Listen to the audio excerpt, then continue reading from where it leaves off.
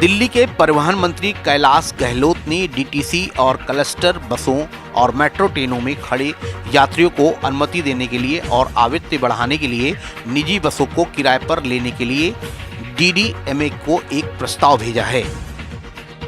दिल्ली सरकार के लाइसेंस पर संचालित होने वाली शराब बिक्री की करीब 600 दुकानों में खुदरा बिक्री का मंगलवार को अंतिम दिन रहा।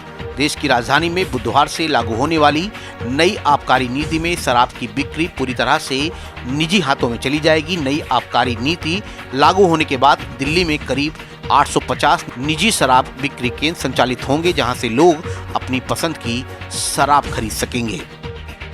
राजधानी में न्यूनतम तापमान इस सीजन में पहली बार 10 डिग्री से नीचे आया।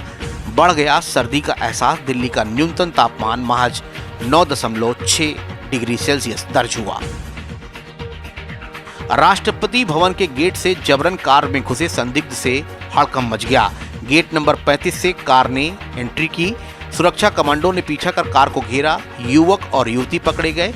24 घंटे सुरक्षा एजेंसियों ने इनसे सख्त पूछताछ की। पता चला कि युवक नशे में था और गर्लफ्रेंड को घुमाने ले गया था। पुलिस ने इस मामले में केस दर्ज कर लिया है। नोएडा सेक्टर 50 की सोसाइटी के सामने खड़ी महिला से मोबाइल छीनकर बाइकर्स भाग निकले। ये कल शाम की वारदात है। इसको लेकर मुकदमा दर्ज हो गया।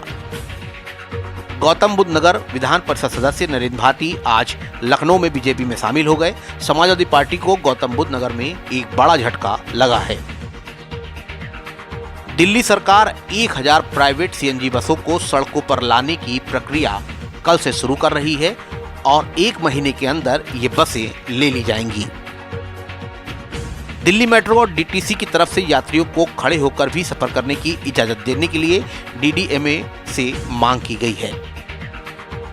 पर्यावरण मंत्री गोपाल राय ने कहा कि 10 साल पुराने डीजल और 15 साल पुरानी पेट्रोल गाड़ियों की लिस्ट पुलिस को सौंप दी गई है।